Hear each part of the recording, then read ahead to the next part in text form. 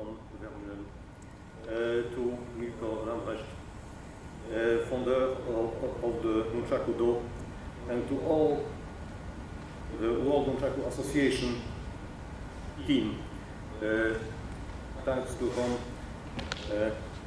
we are all come together around this magnificent Nunchaku sport, as well as to all the sympathizers and Nunchakuka here who popularize all passion in the world. Please allow me to speak in French, the language of diplomacy, but also the Olympic language, in memory of Pierre Freddy Baron de Coubertin, a French historian and pedagogue who particularly campaigned for the introduction of sport in the schools at the end of the 19th century, before being the renover of the modern Olympic Games in 1894 and founding the International Olympic Committee, because I hope that the sport which fascinates us, the Nunchaku, will one day become an Olympic discipline, and it's our right. Le Nunchaku artistique connu dans le monde entier voit ses racines dans l'ancien art de Kobudo, ayant de même que le karaté ses origines sur l'île d'Okinawa, résistant par tous les moyens à l'envahissante domination japonaise au XVIe siècle. Un siècle plus tard, le Japon lui-même essaye de résister à un petit groupe d'explorateurs et de marchands hollandais qui s'installe sur la petite île d'Edzima, de 82 pas de large et 266 pas de long. Ces courageux habitants hollandais de la petite île dans la baie de Nagasaki, donc très Japon, durant l'époque Edo, subissant de plein fouet la politique isolationniste japonaise Sakoku,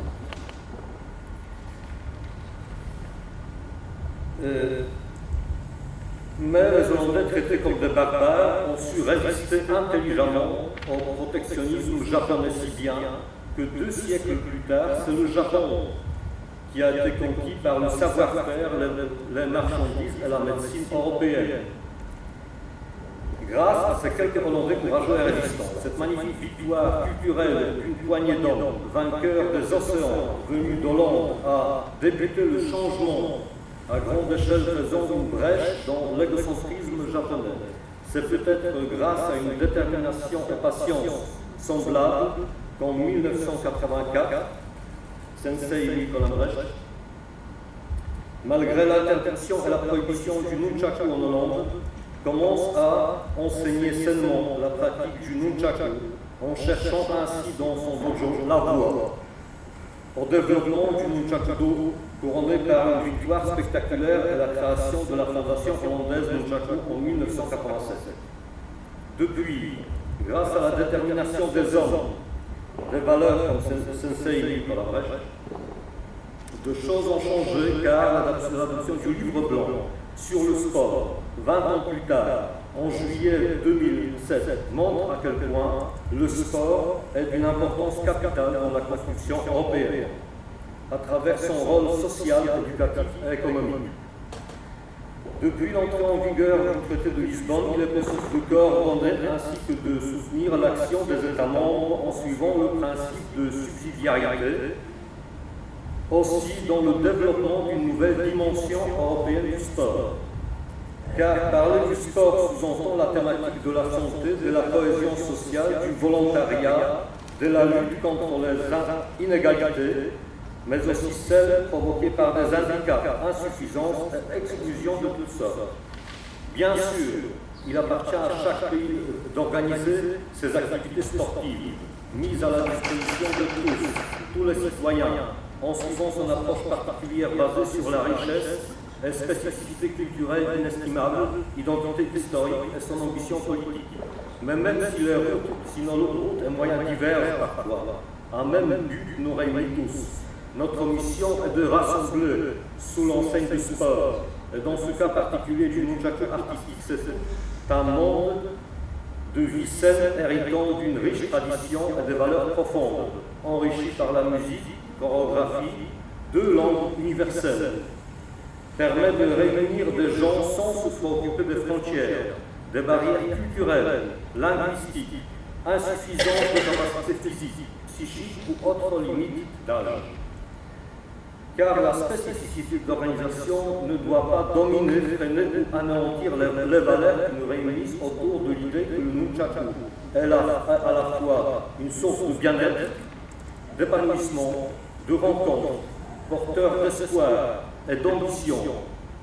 Elle fait non seulement une partie intégrante de notre vie à tous, mais le Nunchaku est en plus une complète philosophie du développement de soi, de nos capacités physiques et de notre perception, mais aussi un moyen d'approche et de resocialisation permettant d'améliorer sensiblement la qualité de la vie de chacun de nous et d'une société tout entière.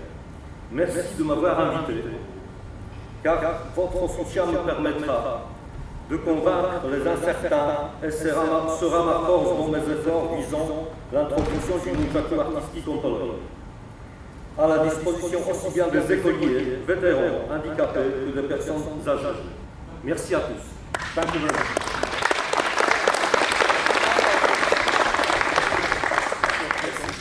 Bring Nunchaku to Poland, and you think if you do it from the side of Komite and techniques, it's not really easy.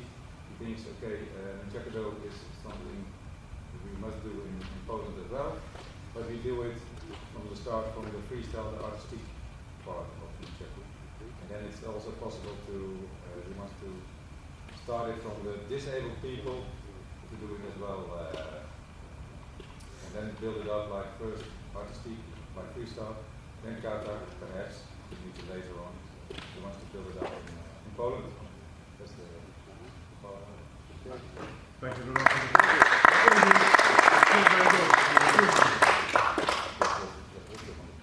you.